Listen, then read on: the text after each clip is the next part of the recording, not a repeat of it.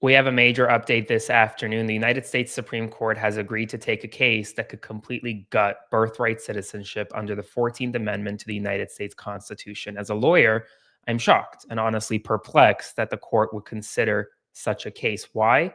Because the letter of the law is clear. If you are born in the United States of America, whether your parents are documented or undocumented, you are a citizenship under the United States Constitution and under past Supreme Court precedent. But this court will now review a case that could possibly gut and overturn much of both birthright citizenship, eliminate automatic birthright citizenship for individuals born on American soil to two undocumented parents.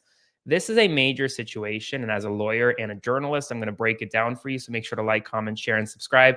Consider subscribing to my Substack by clicking the link below to support my work. The case at issue is called Barbara versus United States or versus Trump. The case was filed in the District of New Hampshire and essentially was going nowhere, right? Going nowhere. Why? Because the letter of the law is clear.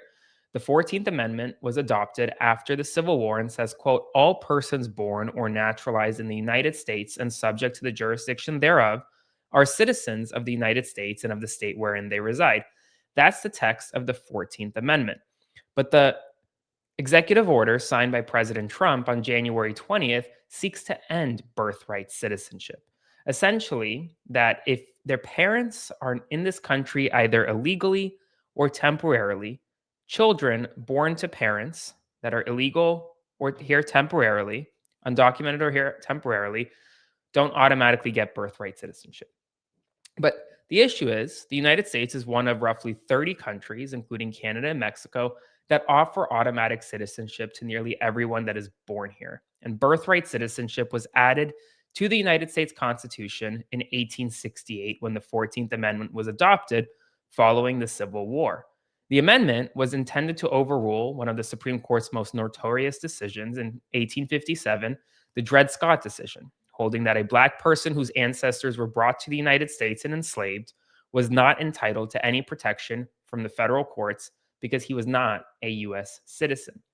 In 1898, the Supreme Court ruled in favor of Wong Kim Ark, who was born in California to parents of Chinese descent.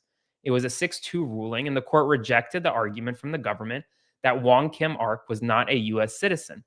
Justice Horace Gray explained that the 14th Amendment, although enacted to establish the citizenship of Black people, affirms the ancient and fundamental rule of citizenship by birth within the territory, in the allegiance, and under the protection of the country, including all children here born of resident aliens. In his dissent, Chief Justice Melville Fuller argued that Wong Kim Ark was not a U.S. citizen because he could not be completely subject to the jurisdiction of the United States. As Chinese citizens, his parents had a duty to the Emperor of China, and a federal law barred them from becoming U.S. citizens. But a dissent is not law, and so the court's precedent was clear. Wong Kim Ark was born on American soil, and therefore, under the text of the United States Constitution, he was an American citizen, even if his parents could not get citizenship.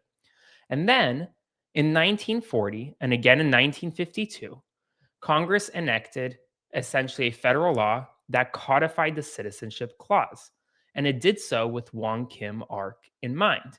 And the challengers who oppose the Supreme Court granting review say that Donald Trump's executive order not only violates longstanding court precedent, but also violates federal law. But the justices seemingly did not agree. To take a case, the United States Supreme Court needs to have 4 justices to concur on this idea that an issue is reviewable. As a lawyer, I'll tell you this. It is very difficult to get a case heard by the United States Supreme Court. There are thousands of cases every year that go up to the Supreme Court. The Supreme Court takes maybe 90 or 80. Very few are actually taken by the Supreme Court. And the reason why is because this court only has a certain number of oral arguments, only 9 justices, and it's one court. Whereas circuit courts have 20 plus judges, oral arguments regularly, 3 judge panels versus 9 judge panels, very different. And so looking at this case where you have the text of the 14th Amendment clear, and legal experts agree with me here, this is not a case the Supreme Court would typically take up. Why? Because it's clear. Supreme Court precedent is clear, federal law is clear, Congress has acted, text of the 14th Amendment is clear, and yet you have 4 justices here now agree to take the case. To me, what that says is that there are 4 justices willing to overturn birthright citizenship, and there may be even more. They need 5 to do it, and I think they have 4. Obviously, you don't know who it is, and we won't get a decision on this until middle of next year. But theoretically, this Supreme Court is now gearing up to overturn United States birthright citizenship. It wouldn't take this case if it wasn't prepared to do so. At the same time, we are expected to get major Epstein-related files in the coming days. Today, a federal judge in South Florida granted a motion to unseal grand jury transcripts, writing, quote, "This cause is before the court on the United States expedited motion to unseal grand jury transcripts and modify protective order. The United States seeks to unseal the grand jury materials in this case and publicly release them, as well as lift any pre-existing protective orders that would prevent the Department of Justice from releasing the files. The government moves pursuant to the recently enacted Epstein Files Transparency Act. The act requires the Attorney General to make publicly available all unclassified records, documents, communications, and investigative materials in the possession of the Department of Justice that relate to Jeffrey Epstein and Ghislaine Maxwell.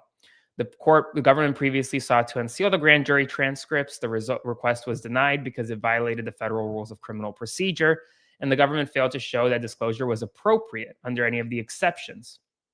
However, now there are exceptions, and well, as a result, Rodney Smith, a federal judge in South Florida, granted the Department of Justice's motion to unseal grand jury transcripts. We're going to get some type of grand jury transcripts coming in the next several days and weeks as they unseal and likely redact parts of the grand jury transcript. We'll see how much of it is actually redacted. And so there are 2 major legal battles happening right now. You have the Epstein battle, which we're supposed to get files ASAP in the next 2 weeks. We're supposed to get files from the Attorney General. We're supposed to get files from the courts. We're supposed to get files from a lot of places, and I'm going to continue fighting until we get those files. And at the same time, you now have this United States Supreme Court prepared to overturn birthright citizenship. Folks, they wouldn't take this case if they weren't willing to at least consider overturning it. I mean, that's the truth. So, alas, that's where we are. And so I will continue to provide you updates as we get more information. Make sure to like, comment, share, and subscribe. Spread the word because it's a major development.